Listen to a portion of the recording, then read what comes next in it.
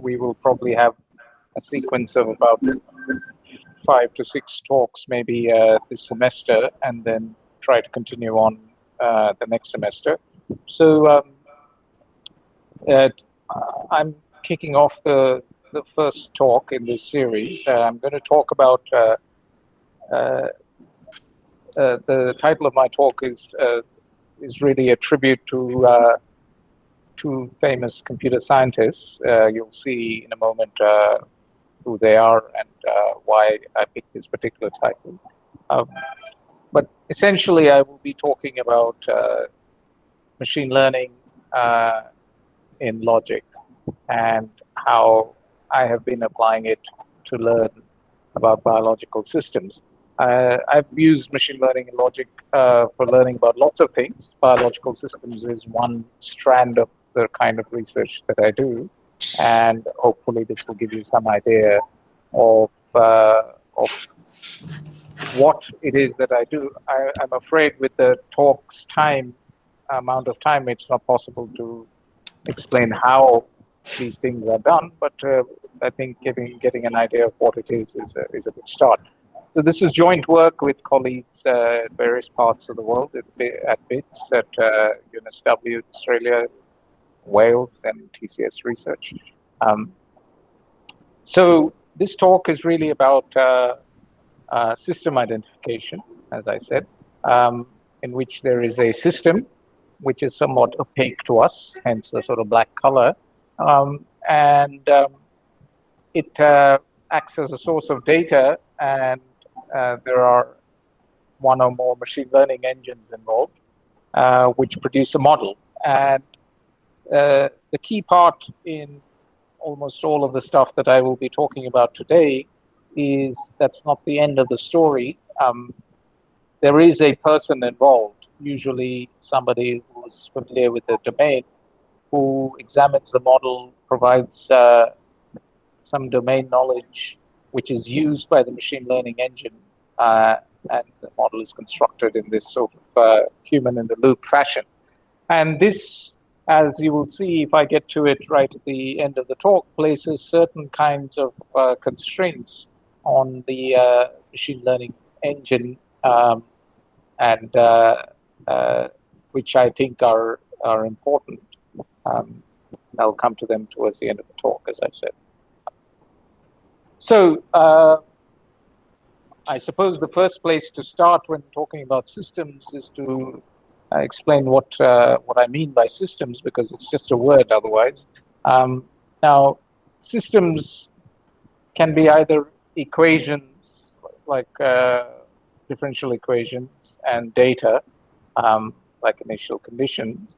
So this is the kind of mathematical view of a system.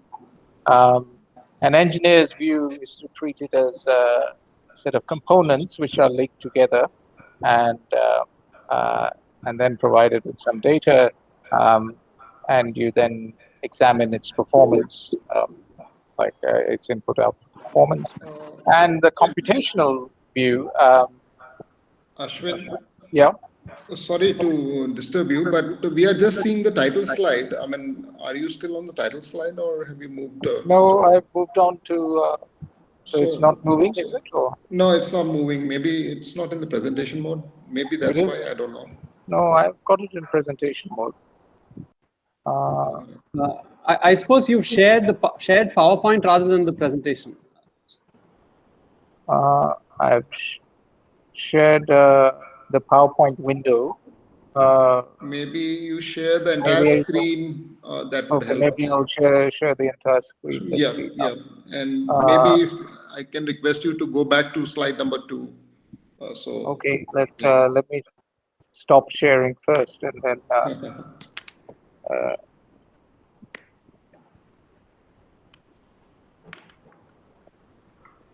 Okay, let's start again.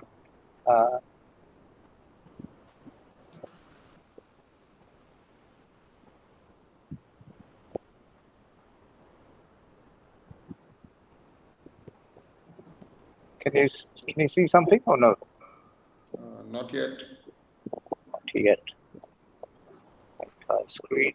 Okay.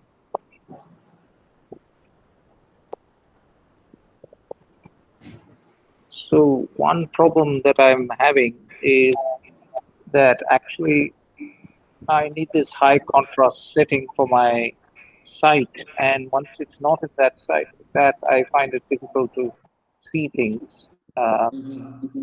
And but in fact, all of these things are not really built for high contrast. So, Ashwin, shall I play back the PowerPoint that you had shared with me? Well, you could do that, and then I could just reply and answer questions, or we could pause it, I suppose. Right. I mean, so let me do Okay, hang that. So on. I'll just. Oh, wait, just a minute. It's suddenly saying something that I'm presenting to everybody. So can you see my screen now? Yeah. Yeah. Okay, this is okay. Um, let's try it one more time. If it doesn't work, then we'll.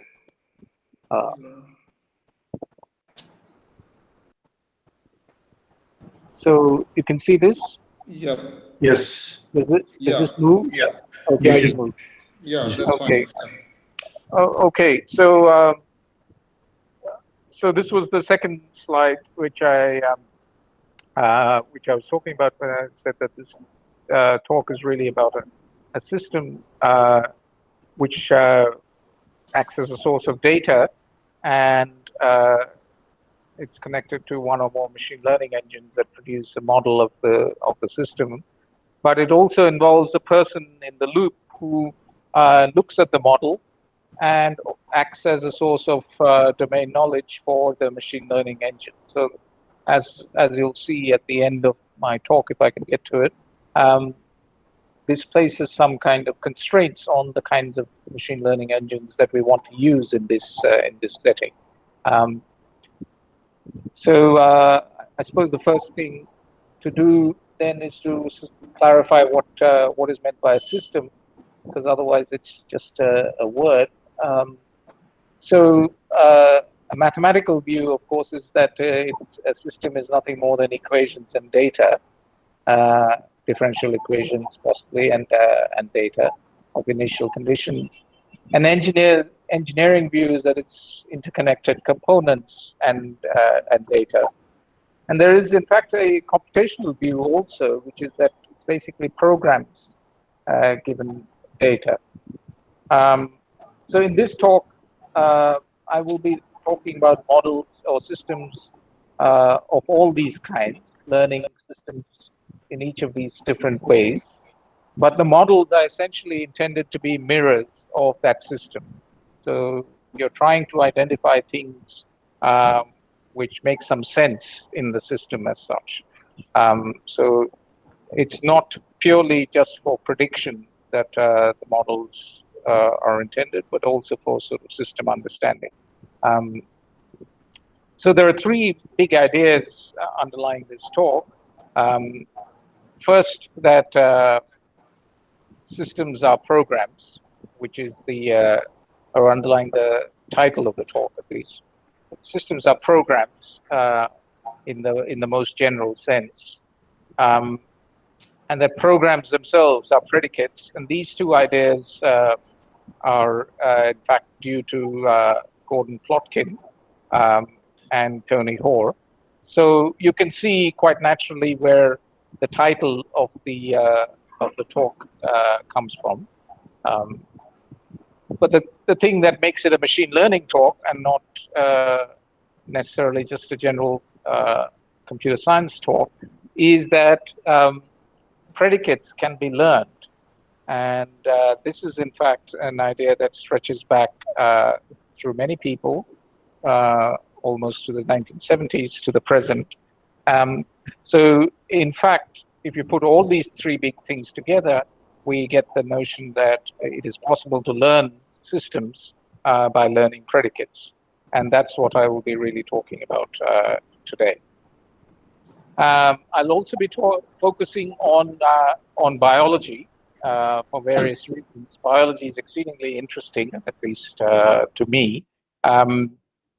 And some of you may be old enough, I doubt actually, bar one or two. I'm sorry to those people who have to point out that they're almost as old as me. But there was a very beautiful film made by IBM Research in the 1970s called Powers of 10. I don't know if any of you have seen it, but anyway, it starts at this point of a person lying sleeping on a mat in a park in New York, I think, and it goes in multiple ways, but I'm going to go in a particular way. So the reason why biology is interesting, it sort of starts at the sort of ecosystem level almost, and proceeds down to, say, the organ level, which is 1/100th of a meter, and then you can go down further to the level of a cell,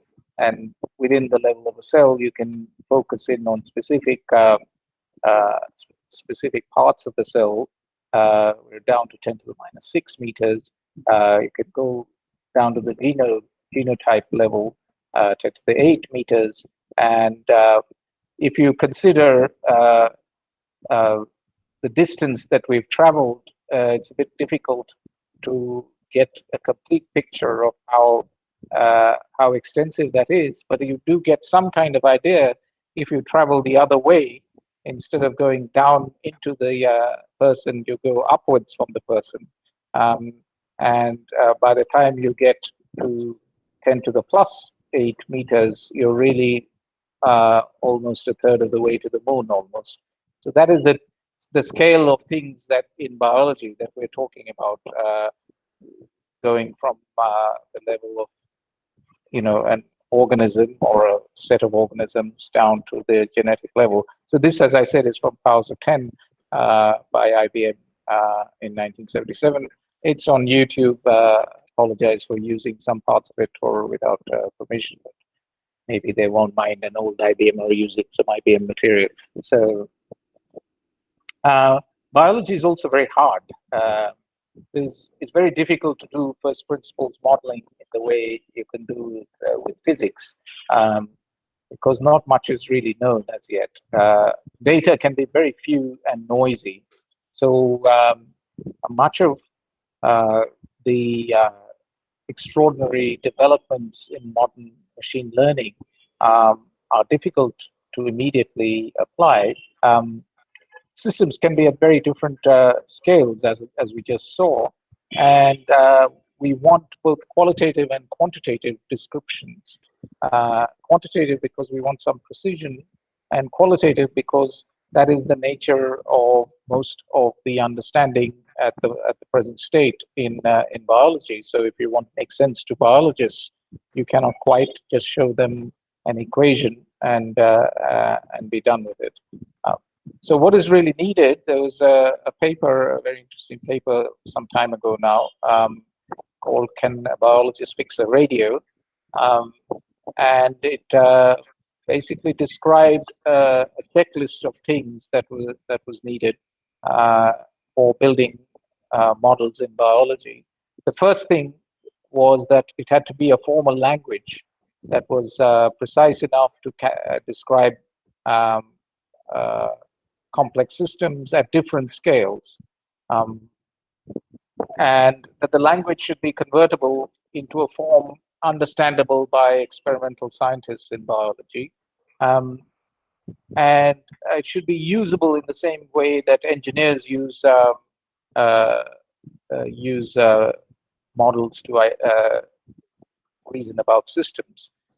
So this, in my view, starts to constrain matters substantially in what is actually acceptable. And for me, one of the languages that fits all these sorts of constraints is formal logic, and that's why I actually find inductive logic programming or learning with logic programs a reasonable way to think about learning system models in biology.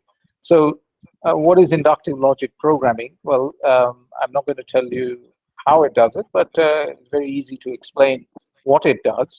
So here's deductive logic programming. Those of you who've used the language Prolog, for example, would recognize how to do this, but it doesn't have to be Prolog. It can be any kind of logic-based axiomatic system. So essentially, the top statements are axioms. I've just written them out in English because they're easily, obviously, representable as logical statements. And the things at the bottom are theorems or derived facts from those logical axioms on the top. So there's nothing unusual about what is going on here. If the things on the top are true, then the things at the bottom have to be true. There's nothing, clever or magical about this. Inductive logic programming is somewhat runs in reverse. So you're given the sort of things that are true, and you may be given some background information. In this case, I've just called the structure of the family as background, but we can make it arbitrarily more complicated than that. And what you're trying to learn is some hypothesis about the examples, so that this hypothesis, along with the background, allows you to derive the examples. Immediately, of course, some of you would then say, "Oh, yes, but what about noise? And what about suppose it's not completely true, and so on?" Yes, all those things have been looked at, as you can imagine. I'm just telling you the simplest form of all these things, but you can believe that all of the sort of obvious problems that you can imagine with this presentation have been looked at by someone or the other in the field. But this is the simplest form of it. Why is this more even interesting? Well, the instances don't have to be of grandparents, and they can be tens or hundreds of thousands of instances of molecular structure, for example. And the background knowledge can be general chemical knowledge or problem-specific knowledge, which can be hundreds of definitions, which are quite complicated. And the hypothesis would be something like, chemical is carcinogenic if some sort of statements are true. Obviously, again, I emphasize that this can be a chemical is carcinogenic to some probability if the following sorts of things are largely true, all that sort of thing, all that can be done. But this is just the simplest version of it. The advantage of all of this stuff is that you can, there are basically 2 or 3 main advantages of this. The representation is in a fairly powerful form of first order logic, which allows you to write things in a complicated way.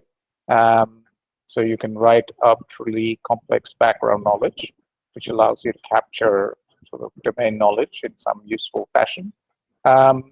The output is, again, in a logical format, which is somewhat readable. It can be converted. In fact, this might well be the last statement in English that I will show you. I probably will only show you pictures of things which were automatically converted from the logical form, not to English, but to actual sort of pictures of things which made sense. So why bother with all of this stuff? Is this all out of date now that we have deep models, and is this all a bit sort of geeky or Greeky if you think of it in logical terms? No, it's not all out of date, I think, because domain knowledge is important. As you saw in the setting that I showed you right at the beginning, if a person is involved in the loop and he or she is providing information about the problem, then somehow that information has to get into the machine learning engine, and it can make a big difference. Human readability is important for a number of problems. It is not for a number of other problems, but for the kinds of scientific discovery problems that I'm talking about, it is important because you're trying to understand the nature of systems for which you do not have a first order sort of understanding, first principles understanding in terms of physics, for example. it's important if the invention of new relations is important. So, for example, the background knowledge that I told you was not complete, but in some sense incomplete or perhaps incorrect, and you wanted to invent new relations, then it is an important way to look at things. And if logical reasoning is important, which I think it is, in certain aspects of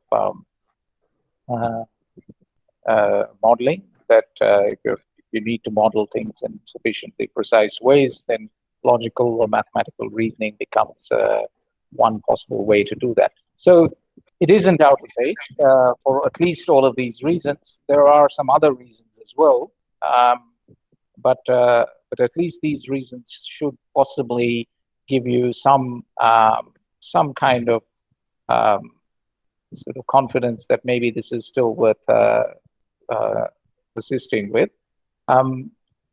It's also not just about learning rules. I showed you a rule about carcinogenicity, but it's not about rules. It's about rules are a particular kind of logical formula. So yes, you can learn rules, but you can learn constraints. You can learn graphs. You can learn mathematical models. You can learn automata. You can learn probabilistic automata. You can learn programs. Why can you do all these things? Because they're all first sort of statements and formulae, and the area that I'm talking about is not about, it's not inductive logic programming of rules or inductive learning of rules. It's about learning statements in logic, and each of these things has a logical counterpart, and you can learn the models in those counterparts. So I will be showing you examples of some of these in the rest of the talk. So I'm now going to turn to the business of system identification. And the simplest kind of system identification now with background knowledge, so with some domain knowledge. So I'm not talking about programs or machine learning models that cannot accept domain knowledge as input. So these are programs or engines that accept domain knowledge as input. They accept a set of observations also as input, and they produce some kind of hypothesis as an output. Now, this can be an end-to-end thing. It can be just the observations of the system for the entire system, and the background knowledge for the whole problem. And you would possibly say want a model for the whole thing in one go. So the axioms are for domain knowledge, and what I'm talking about here, so from now onwards, these yellow boxes will be inductive logic programming engines. It doesn't have to be an inductive logic programming engine. Any kind of engine that you can use that will take in domain knowledge explicitly and observations and produce hypotheses can do. But for me, in this talk, I'll be talking about inductive logic programming as the engine of choice. So, of course, this kind of end-to-end learning is possible, but it may not be the way to really do things, because it may be much better to think of large-scale systems as being modeled step by step rather than in a single step. So now, this is a statement which people can disagree with, that large systems are rarely modeled in a single step.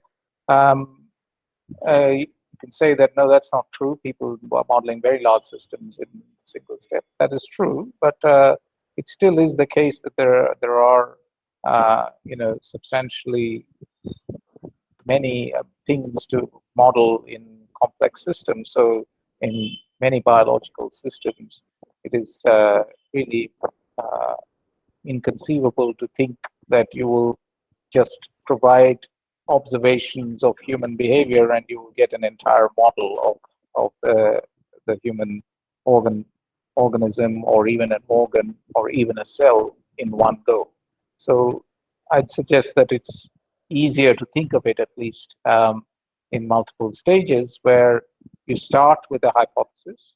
So and so now this inductive logic programming engine is not quite as simple as what we thought. It's a learner that can take in background knowledge, it can take in observations and also a prior hypothesis, and then produce a new hypothesis, which is then taken in by another guy, and then finally result in a final model.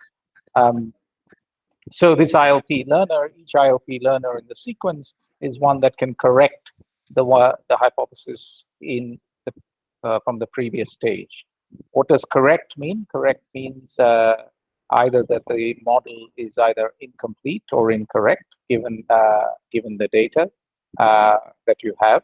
So in other words, it either derives incorrectly something or it doesn't derive something, and then you have to correct the program to fix the problem. So given this particular background, let's start with looking at building systems which are equations and data. And here I'll be going from the ecosystem, say 10 to the power 2, 10 to the power 3 level, down to the extracellular organ to the extracellular level. So almost 3, 4, how many should we say? 4 or 5 orders of magnitude, using the same ILP engine or the same ILP approach, but doing different things, but modeling systems as equations and data. I'm going to be choosing a particular language of equations, which are qualitative forms of differential equations. Not because ILP systems cannot model quantitative differential equations. They have been used to do that sort of thing. But I will be using qualitative modeling just because it's much easier to talk about them and also much closer to the kind of biological discourse that is used to describe systems. So what are these qualitative differential equations? So the specific calculus that I will be using is from something called QSIM, for those of you who've come across it. QSIM is a sort of calculus for dealing with qualitative statements, which are sort of model things at the level of ODEs. So they abstract away a lot of detail. So, you know, rather than saying that the level of something is at some point at some time at some value, you may say that it's just positive and increasing. Or rather than saying that the derivative is something, you may say that it is it's positive and steady, or there are other constraints like monotonically increasing constraints. It's possible also to compress entire tables into single statements.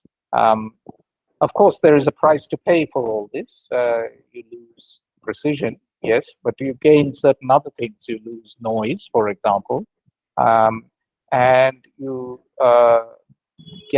capture the broad behavior of a system. Now, any qualitative differential equation needs, so this area has been studied, and it's sort of studied to substantial levels of detail.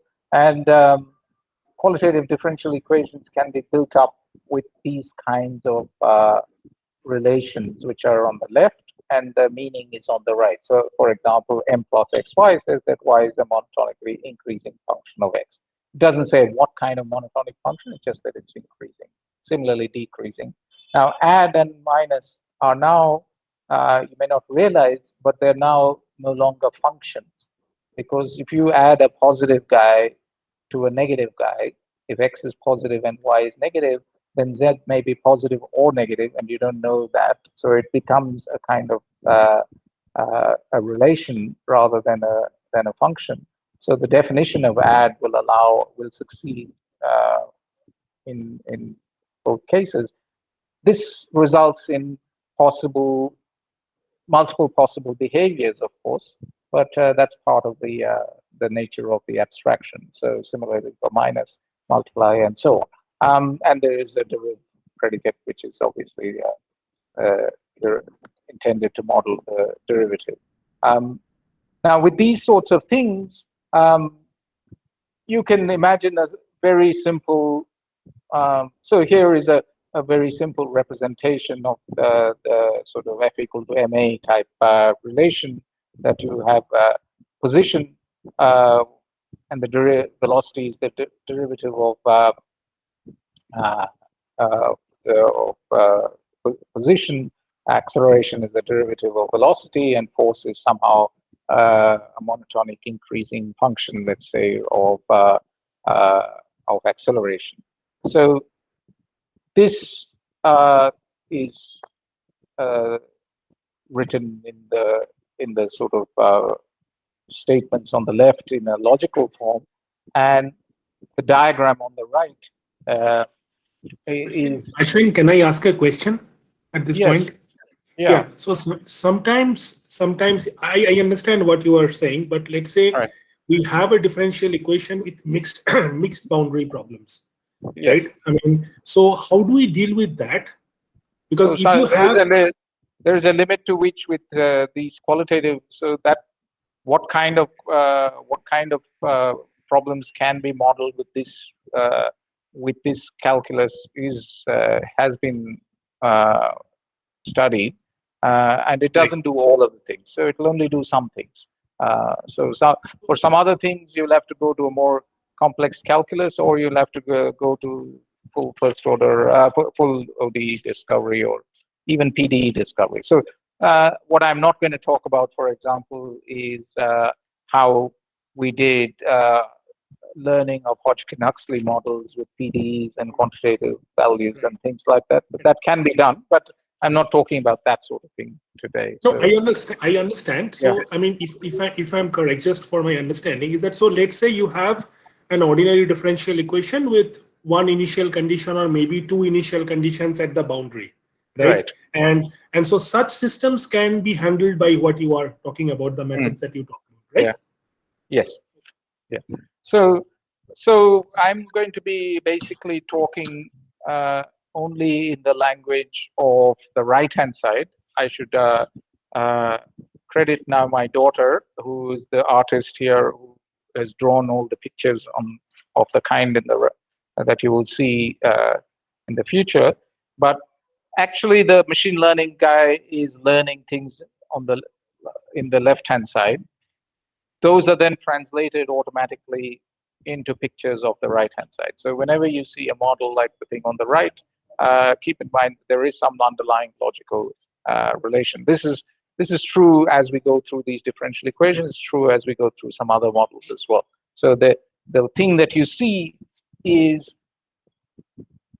what is nowadays popularly called an explanatory model, but it is a model that people can understand as such, because we intend to talk to real people in the loop. So anyway, so with this simple point thing in mind, let me give you some. I'm now only going to give you a kind of litany of examples of how things work, or what sort of things can be learned. So with a very simple single stage model, so end-to-end learner, without any prior hypothesis, observations of, so this is a predator-prey model, a kind of usual kind of coupled differential equation, Lotka-Volterra type of things. So you're given data from these predator-prey sequences. Background knowledge are these qualitative definitions in logic of these things which are needed for constructing qualitative differential equations. And on the right-hand side, you see the kind of model which is learned. Remember, when I say this is the model that's learned, it's actually a model in logic, which is then converted to this kind of thing by whatever Dotty or whatever drawing program that you have for drawing graphs and things, or in this case, my daughter to draw the graphs. But the graphs were generated. I mean, the pictures were generated automatically from some sort of source. I can't remember now. But this is the correct model. It allows you to simulate the QSIM. The sim part of QSIM is that there is a simulator associated with it. So it allows you to use these qualitative differential equations and simulate the behavior of the predator and the prey. So that's a simple kind of example of learning a mathematical model using a machine learning engine that can take logical. In this case, the background knowledge are these constraints or these definitions of qualitative differential relations as such. The second one is a slightly more complicated example that I'm going to show you, where the background knowledge is still the same, but we start with an approximate or incomplete model of the human lung, which basically treats the model on the left, which is the incomplete model, is basically treating the lung just as a kind of simple vessel without or a simple sort of container without any blood vessels, and then you're given observations of the concentrations of various gases and so on, and that model on the left is then refined to the model on the right, which is again a correct model for the human lung, to the extent that it models, arterial blood flows and things like that. So the model on the right is becoming a little bit more complicated now. So your machine learning engine is taking in some approximate hypothesis. Where does that come from? Well, I don't know, in the sense that this is just an illustration of what you can do. So typically, what do we expect it to do? We expect people to provide some approximate hypothesis and domain knowledge, and it will be corrected to models that explain the behavior correctly. Okay, a little bit more complicated again. So this is about at the extracellular level, the regulation of glucose by insulin. So insulin, as you know, glucose, as you know, comes in from our food. It's taken up directly by the brain for its work, but then the rest of it goes through the pancreas and then is used in various ways, either stored as fat or used up by the by muscles and so on. And the regulation of all of this is done by insulin. So now we have two-stage model. Before I showed you a single-stage model with no input hypothesis. Then I showed you a single-stage model with an incomplete input hypothesis. And now I'm showing you a two-stage model where you start with no initial hypothesis, you produce an incorrect model, I suppose. No, or is it incomplete still? I think it's still incomplete. It's just modeling some part of the pathway, which is just the part dealing with insulin production, and then that is then completed with additional observations to give you the full glucose insulin pathway model. So now the observations at the first level, first stage, are just about insulin. The second stage includes glucose and insulin. So that's why the first stage just builds the insulin model, and the second stage builds both of the models together. The background knowledge is the same. It just says B1 and B2, but it's actually just still the qualitative differential equation. Again, you should be able to use this thing on the right to simulate qualitative behavior of glucose insulin regulation.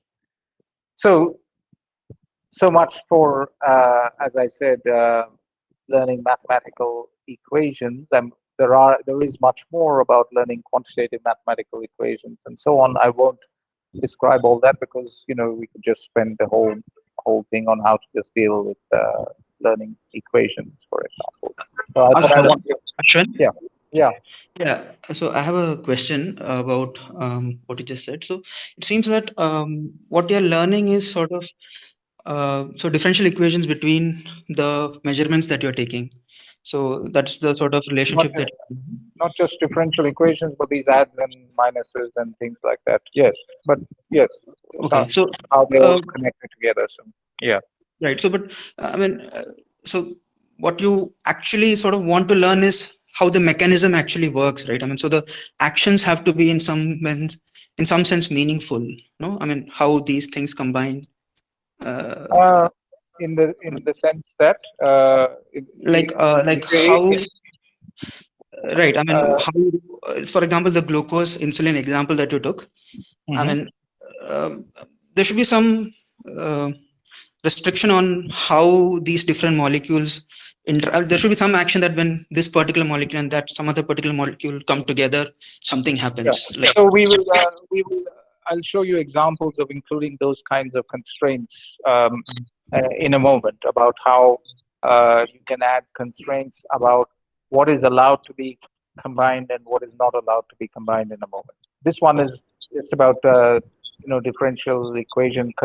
This is essentially a set of constraints which are true in the data. So without having to specify anything further, in the sense that I don't have to say that you cannot connect this guy to that guy because I happen to know that you can't do that sort of thing. But I'll tell you a little bit more about that when we come to things in this next segment of what can be connected.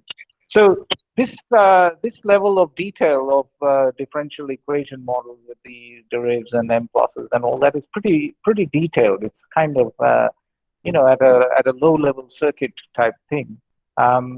But actually, we would like to sort of think of biological systems at a higher level. So, for example, here's the glycolysis pathway, which is sort of related to the glucose insulin model that we just talked about. And it has 11 or whatever, 10 equations where each some kind of metabolite is converted to some other metabolite in the presence of some enzyme, which speeds up the reaction. Now, if you try to model this in QDEs, you need about 100 different relations to do it, which is a pretty large model. Forget about actually learning. I mean, even if it were possible to learn such a model, which I doubt somewhat, but understanding that kind of model at that level of detail, is like sort of looking at a circuit diagram which has 100 or more components in it, and trying to make sense of what that means all of a sudden. So, in fact, it's much better to think of things as being connected by components. And if you think of what is happening in a cell, there are metabolites and there are enzymes, and these metabolites do have some underlying sort of differential equation semantics to them about what goes in and what comes out, and how the rates of things are related, in how the inflow is related to the outflow of the metabolite and so on. But you want to sort of abstract all that out and then say that, well, okay, that's a metabolite. That's a sort of a single component which has some underlying semantics. And similarly for an enzyme, it has some underlying semantics. And we just want to treat these as big blocks and deal with them. If we want to simulate further, we can sort of put in the additional semantics, but at the moment, let's treat them as big blocks. So then what happens is that you get this notion of qualitative reactions where metabolites and enzymes are present or absent, and metabolites increase or decrease, and they're, or steady. And you can define, logically speaking, a thing like a qualitative reaction that has takes a particular state, S1, of a system, and then in that state S1, it uses some reactants and produces some products to give you a state S2, in which you know that the reactants basically decrease when from S1 to some state S, and then the products increase S to give you the products. There's an increase in the products and a decrease in the reactants in some sense. If you do that, then you can basically take the same sort of ILP engine again. Background knowledge is now not about the qualitative differential equations, but these abstracted form of things about qualitative reactions. This Q increase and decrease will be using the M pluses and the adds and pluses underlying the qualitative calculus that I showed you. But we're only going to talk about models at the levels of the reactions. Underlying it, of course, you can write, I mean, it's just a normal logical setup where you write things in terms of other predicates. And what we learn is not a sort of a graph of interconnected components, of interconnected sort of relations like I showed you before, but a sort of bipartite graph of enzymes and metabolites where certain enzymes are used to catalyze certain kinds of metabolites. So certain things are inputs and outputs with these for these enzymes to catalyze and produce as take as input and produce as output. So this kind of model is actually much more compact than learning it at the level of the differential equation. So we don't really want a differential equation model for glycolysis. We want a metabolic model for glycolysis, which describes things in terms of metabolites and enzymes. And this is then possible.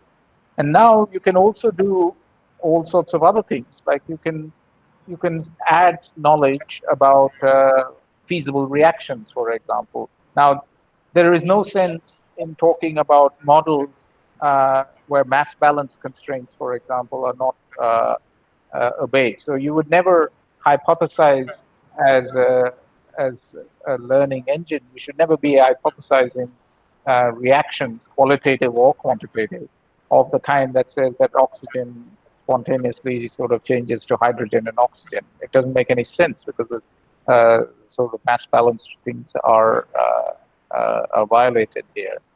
And you can get even more complicated by saying that in fact certain kinds of, even if mass balance was okay, certain kinds of bond energies require much more energy than there would be normally in a cell. So typically there would be reactions that break more than three bonds, let's say.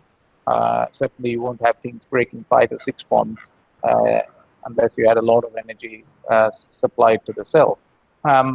So these things become constraints which you add as background knowledge. So not only do you have the background knowledge qualitative reactions, but also you can add these sort of constraints, and that makes a huge difference. You can add even, yeah. I have just one question. So, how you can encode this constraint? So, is it basically the ILP or some sort of logical formula you just make this? So the ILP engine uses background knowledge, which is written in logic. So the constraints are written in logic. Okay. So and the ILP engine will not derive things which entail inconsistencies. Okay. Because it is in the end using a theorem prover to check whether its models make sense.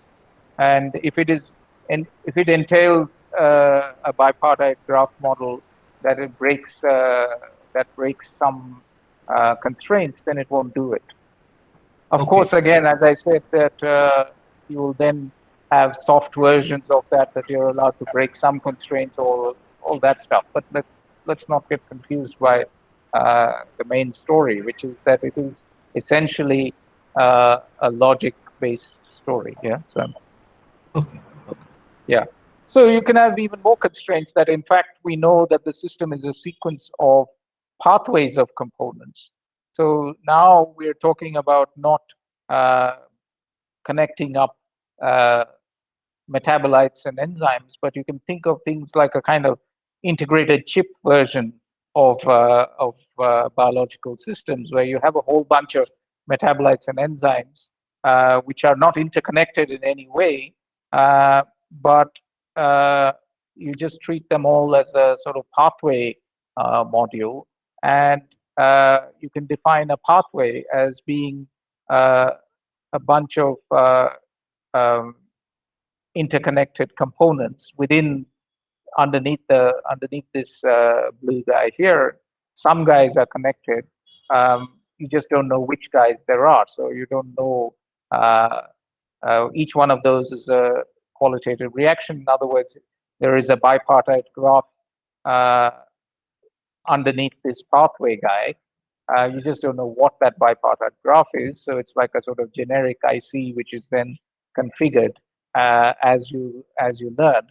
So from there, you can then given for glycolysis, for example, we know that it is known that glycolysis happens in three uh, in three stages. Where am I going? All the way back here, which is a long way back. So there are three stages of glycolysis: reactions 1, 2, 3, 4, and 5, and then 6 through to 10. This happens in three stages. So if you're given data of glycolysis happening in right at the beginning and at the end, we are talking about learning in one hit the whole of glycolysis, which was that bipartite graph model which I showed. But it's actually much more meaningful to learn it as in three different stages, where you give it observations of the first stage, allow it to configure the pathway module for that guy by working out which is the bipartite connections that you need inside that pathway module. Then you give it the next guy for the next two reactions, and then you give it the third ones, and then they're all connected together. So the final model, which is learned, starts with nothing, learns a pathway definition for the first guy, takes the pathway definition, adds the pathway definition for the second guy, takes the two pathway definitions, adds the third pathway definition, and you have a final answer at the end. So the generic pathway definition is what is reused at each stage as background knowledge. Remember that pathway definition uses Q reaction, which then uses the further constraints of energy and bond energetics, mass balance, all that kind of stuff. So that gives you hopefully some idea of constraints that can be encoded into the learning process. And now finally, I'm going to talk about a way of generalizing this further, because some of you would have already recognized that what I'm talking about is of a transition system where I'm going from state to state. And generalized, this is essentially, we're talking about learning programs. So this pathway essentially, which takes works out what a qualitative reaction, a sequence of qualitative reactions, which takes a state and produces a final state at the end of the pathway, is basically performing a computation. Now, Plotkin's work on structural operational semantics for programs.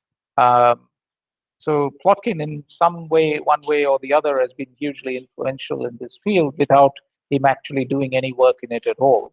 So his number of things that he has proposed have been reused in this area of inductive logic programming in different ways. And this is another way in which we have used it, so his work on operational semantics.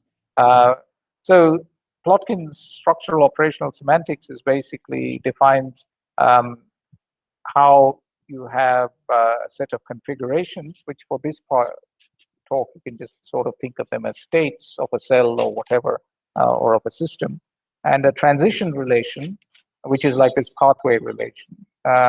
And then a meta interpreter that allows you to deal with these transition interpretations. We don't have to worry about what the meta interpreter, how it's defined and so on. It's a little bit complicated, but here is, I promised you I wouldn't show you any logic, but in fact here is a simple logical statement, statements about a transition system. So transition systems are basically, it's easy to understand what they do. So the first statement on the left over here says that there's nothing to be done if you're just transitioning from a state S to S. But if you're transitioning from a state Si to Sj, you pick some transition that takes you from Si to some state S, and then you recursively see whether you can get from S to Sj. It's like a sort of path definition. So you just go from A to B. If you have to get from a place X to Y, you are either at Y already, in which case you don't have to do anything. Otherwise, you go from, I don't know, Goa to Bombay, and then from Bombay you try to get to Australia, to Singapore, or wherever you want to go to. So this is essentially just formalizing just what that transition system does. And transitions themselves are just steps. And we treat these transitions as what are called guarded transitions. So they have some preconditions and postconditions, and some definition of what is a successor. Now, all kinds of domain knowledge can now be shoved into this setup by including mass energy, mass balance, energy constraints, concentration levels, anything that you want can go into the definition of preconditions or postconditions and so on, if you need to. So there's now a clear way of where you put in these this background knowledge, and then you're trying to learn the transition function. So given observational data of a sequence of states, so you have, I went from Goa to Bombay to Singapore, Singapore to, I don't know, Sydney, and Sydney to Melbourne. You have a sequence of states, and then you break that up into pairwise transitions that have to be, and learn the transition of how did you go from Goa to Bombay, how do you go from Bombay to Singapore, and so on. With certain constraints involved in all the preconditions and postconditions, which may be the domain knowledge that is. So the result is effectively that what we are talking about is learning transition definitions, as I said.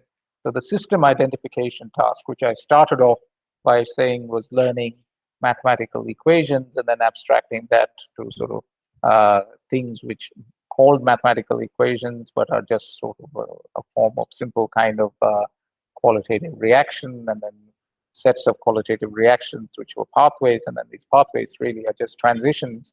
So we're talking about learning programs now, and the sequence that we want to find is the most likely sequence of transitions that results in the behavior that is observed. Now here, there is a slightly sneaky thing that I'm talking about, which I haven't talked about before. All of a sudden, I'm now talking about the likely sequence of transitions that results in the behavior of observed data. So likely is a flag for probability.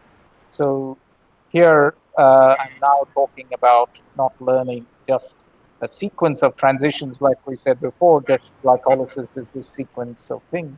But we want to say, what is the most likely sequence of transitions that would have resulted in the observations for glycolysis? And we have done that kind of thing. So, so identifying systems is now given some prior transitions, some data for the stage, generic transition system, a meta interpreter, and some domain knowledge. And not only do you produce a hypothesis, but you also have to have some probabilistic machinery for selection amongst the likely sequences of transitions. So hypotheses are sequences of transitions, and then you have to have some probabilistic machinery for selecting amongst those hypotheses. We have used a simple Viterbi type selection, which is, as you know, a kind of maximum likelihood version of maximum likelihood.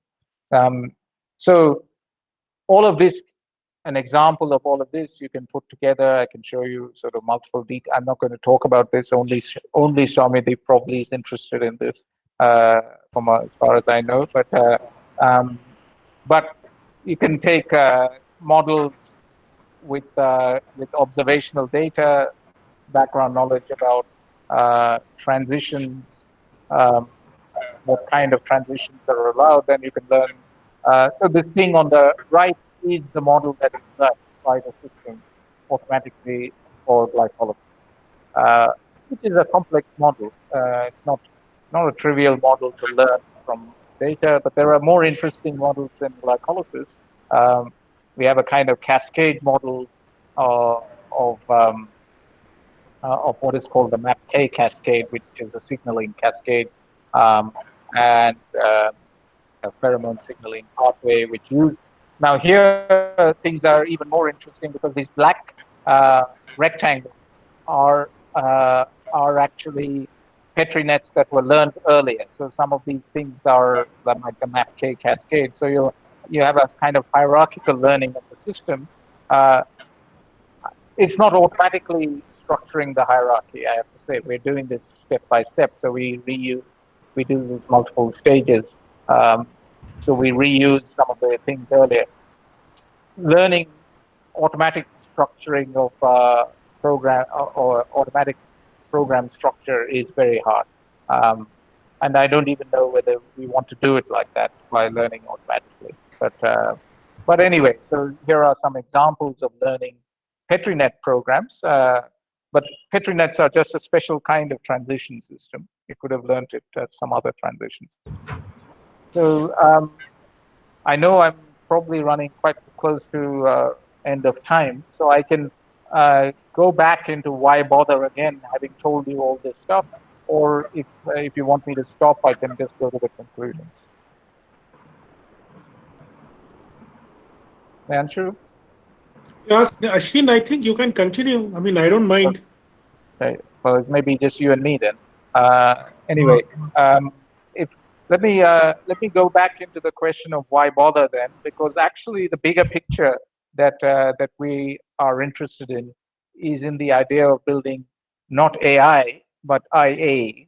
So we're interested in building intelligent assistants. So AI is too big a deal for us. So intelligent assistants are better.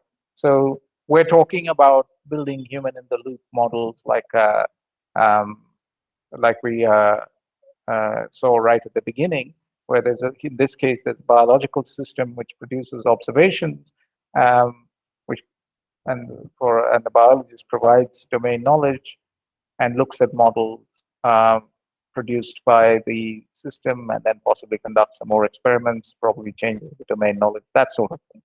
So what does this mean for building IA? So the principles motivating all of the work that I've just described is that we have to be able to tell machines what we know in a sufficiently precise way. So we have not gone down the natural language route because we're sort of looking at scientific knowledge discovery, which we have to communicate domain knowledge in a sufficiently precise way. So the other big principle that is underlying this is that machines have to be able to tell us what they have found in a sufficiently understandable way. So these are the two big principles which have been motivating what I have just been describing. So yes, it's about system identification in biology, but it's about all of these bigger things. It's about the use of machine learning in when there is a human in the loop, and when the human in the loop knows something about the problem which he or she wants to convey to the machine, and what the machine finds is of interest for the person in the loop to be able to understand certain aspects of the problem being studied. So this is essentially what is at the heart of why we're doing things in the way we're doing. So it does not follow, of course, that the machines have to represent or process information in symbolic logic. That is a choice that we have made. There may be other ways to do that. Certainly, while there may be some good reason, for example, that number one entails some kind of symbolic logic or mathematical formalization, and number two may be in the form of diagrams or pictures, it doesn't mean that the machine learning engine has to learn in logic with the way inductive logic programming has done. In fact, with Tirthraj and I have been looking at how it may be possible for formulating one in logical forms and for a deep network to use that logical thing directly and learn models. But we've not been able to find a way in which it can tell us what it has learned in a way that we can understand. So we can't do two yet, but we can do one with machines that don't do inductive logic programming. So so these are all problems that I've been talking about are cases where black boxes are not an option. So when I say black box, I mean a box which is like which does not produce an explanation. So we're talking about cases where black boxes are not an option. So you have to either use a white box, which produces an explanation inherently, like we have done, or you could use some combination of a black box and a white box where you have background knowledge and observations going in, and the white box produces something which is used by the black box, which produces, say, something which is then used by the white box, some combination of stuff, an outcome, a prediction, and an explanation. So we have done work like this on the right-hand side. It's complicated, but it can be done. But this is all for another day. I could give a different kind of talk on that. So in summary, we have, in this talk, been on our own journey of powers of 10 as such, identifying systems that started with using simple mathematical relations and ended up with probabilistic automata. This has been possible because systems are essentially programs, and programs are predicates, and that makes systems, that means that systems are predicates, and predicates can be learned, and ILP is one way to learn them. So that's my summary of the talk. If you want to know more, these are the groups that I follow. There are, who are doing interesting work in the area of inductive logic programming, and these are the papers that relate to the work that I described in this talk. Okay.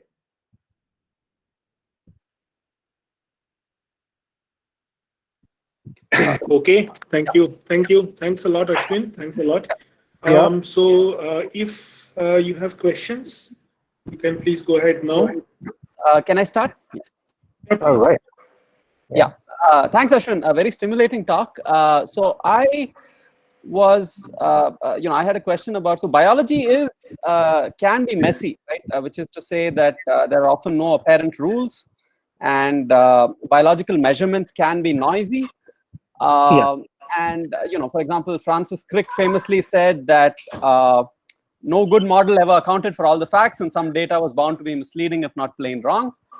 So I was wondering if, in the sort of frameworks that you've described, are there ways to sort of do what Francis Crick is suggesting, namely of ignoring outliers, and do so in a principled way? So let me answer that in two different ways. One is a straightforward logician's answer. I'm not a logician, but I'll opt for a logical answer first. So to do what Francis Crick said, which is that there will be things which are just plain wrong, and you have to be able to detect and avoid them. Means that you have to have some notion of right and wrong, and in a logical setting, there is a notion of right and wrong in the sense that you can either derive something consistently or there is an inconsistency. So if something doesn't fit, then there is an inconsistency, and you can certainly the clearest, simplest way of knowing that you're doing something wrong is that something your logical system has actually done something which you can clearly see is inconsistent. So that is a very simple but very powerful way of dealing with problems. And in that sense, biology is not any different to any other science. So you have the same issues in physics, and you have the same issues in the end. If we are going to adopt a mathematical setting for dealing with systems or with dealing with models in any way, then certainly the notion of consistency, inconsistency is the first step. Is this even consistent with the data? Now, of course, then comes the further sort of step of using probability as a way of dealing with problems, which then brings in the whole notion of probabilistic inductive logic programming and so on, which is all, as I said, all exists and people are working in those sort of things. But you'd be amazed how far you can go. For example, in this qualitative calculus, one of the sort of intended or otherwise benefits of using it for noisy data is that it actually abstracts away from small amounts of things which are obviously just noise. If you're going to say that something is positive over a time frame and it's increasing, you've obviously abstracted away from a lot of the little jiggle up and down stuff that it does. So you'll be amazed how far you can go within a simple logical setting to deal with the issues of incorrectness and incompleteness. So essentially, that's all we're talking about. Either something is incorrect or it's incomplete, and you can go a long way with that. If that is not sufficient, then you have to go to the things like the probability calculus, which acts as a meta interpreter, or meta layer on top of the logic, because probabilities are in the end associated with formulae. So it is a kind of annotation of or a labeling of formulae. So it is something at a slightly different level to the formulae themselves. So that's a separate layer. So I hope that's, I think what I said is clear to me, but it may not be clear to some others. I don't know. Did it answer some of your question at least? I think it did. So sort of also more philosophically about, Gelfand's point about the apparently unreasonable ineffectiveness of mathematics in biology is what I was sort of reminded right. of. So, well, You don't agree with Wigner had made that point about physics Right. originally. So that mathematics was proving sort of unnaturally good at explaining natural systems, and at this point, it seems to me that mathematical tools, obviously, like differential equations and things, can model biological systems, but they model it in a way and at a level of precision that is actually both difficult to do precisely with the data that we have, and also difficult to convey any understanding to biologists. And if you put the biologist at the center of the story, that the purpose of the machine learning engine or the mathematical modeling process is not for the mathematics in itself, but for the biologists to be able to do something useful, like understand the system so that we can then develop some drugs or something like that afterwards, then I think the need to do modeling in a mathematically precise but not mathematically obscure way becomes quite important. Sorry. Yeah. Thank you for that. Yeah. Yeah. Ashwin, Navneet here. Yes, Navneet. So just a couple of, first let me thank you for this interesting talk. Although the biology was too much for my comfort. But so one question I had was, say you talked about predicates. So I have two questions basically. One is that what is the role of probability in all that you're doing? And second is, what about higher order logic? So let me take the first question. What is the role of probability? So far, the role of probability has been in a sort of Bayesian sense that inductive logic programming engines perform a search in which the selection of the hypothesis is done by either directly encoding a Bayesian formula or by a proxy in some sense to the Bayesian formula. So it is largely in model selection that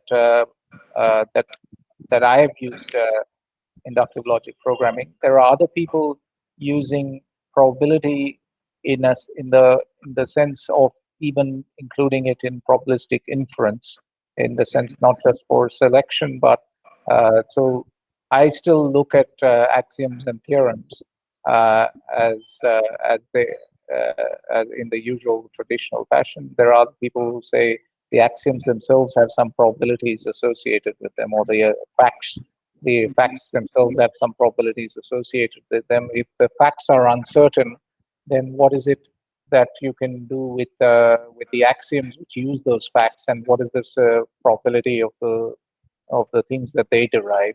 So then you get an inference engine that says, yes, given that with some small probability, Bob is the father of Jane. I suppose this is a slightly politically incorrect example that is coming up in my head, but anyway.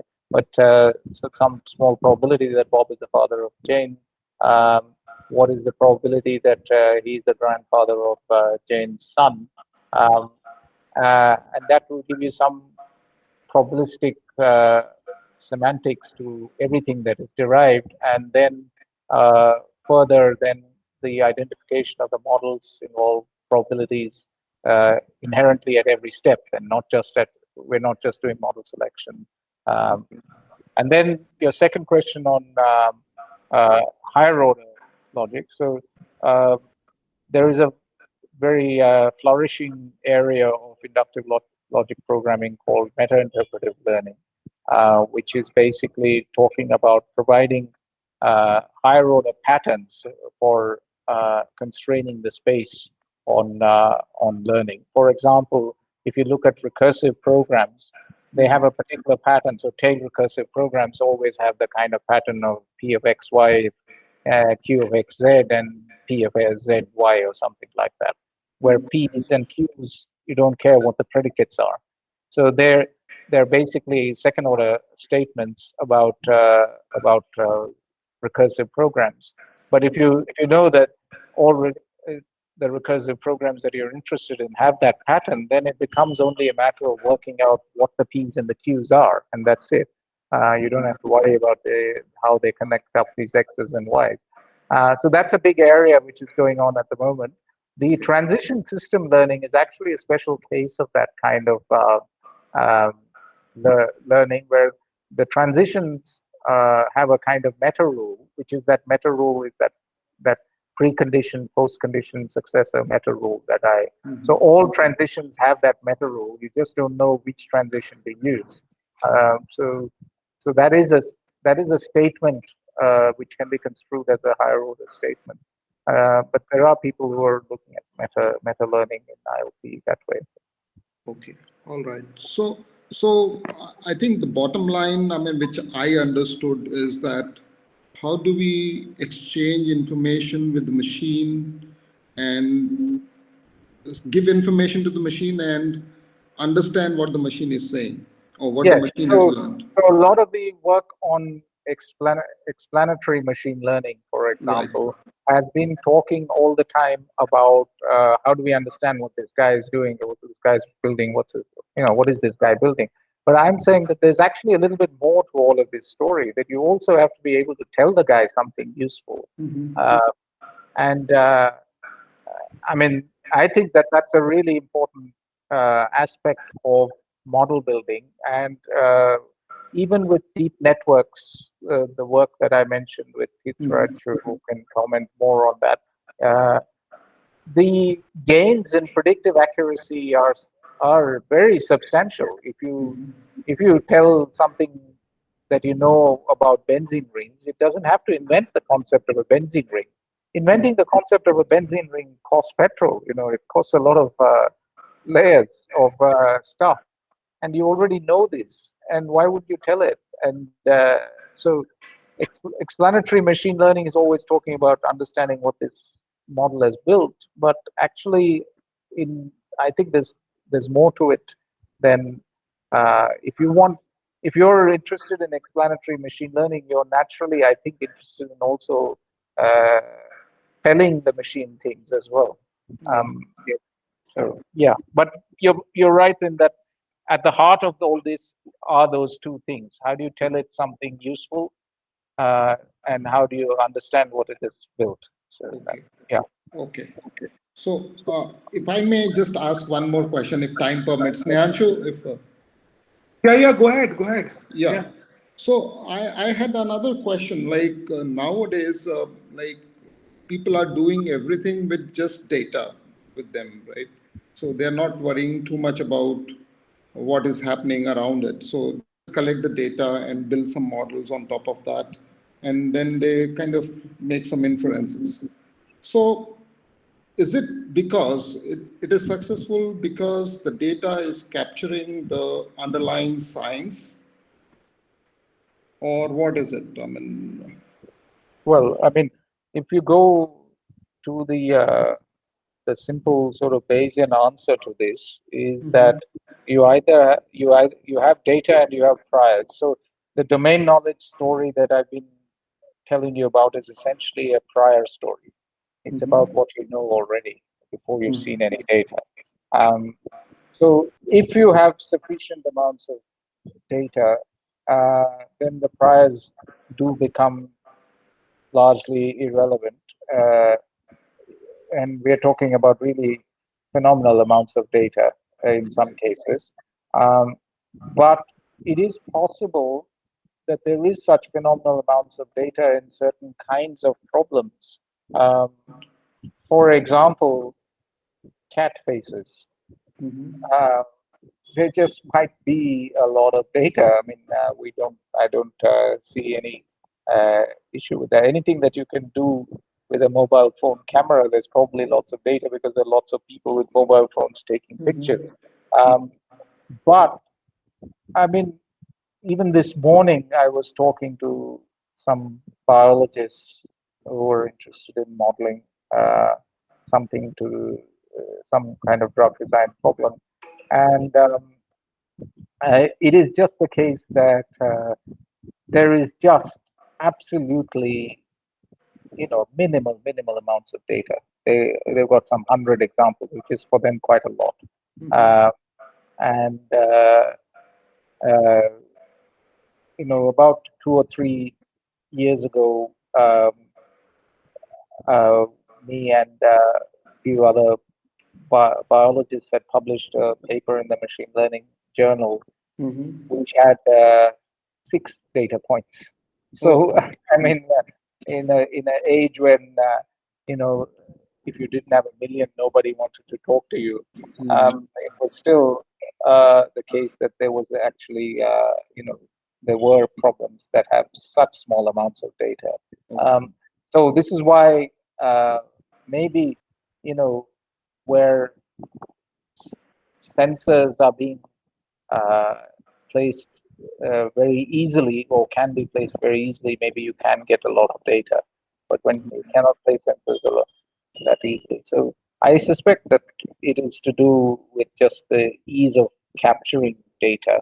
There are many problems for which we still can't do it, for which prior knowledge becomes important, I think. So. Sure. Thanks a lot, Ashwin. All right. Any other questions? I guess, you can always write to Ashwin. Ashwin, in the interest of time, he can always ignore it, but yes, you can. In the interest of time, I'll hold. I had a couple of questions, but I'll hold off. So I'll just write to you or just talk to you. Okay. So nice talk, Ashwin. I think. Well, thank you. I hope the rest of the AppCare talks are of interest for all of you who have. Obviously, there are many others who have joined from outside AppCare. We hope that it will be an interesting sequence of talks for you. But by all means, if any of you think that there are problems or things that you want to work on with anybody in AppCare, please contact the people on your campus. So AppCare, I should say, is now on all campuses. There is a website which somebody can post onto the chat room. I'm sure if some can one of you guys post the website onto the chat thing. So you can see who are the AppCare members in your campus. Please talk to them if you want to get in touch about specific things.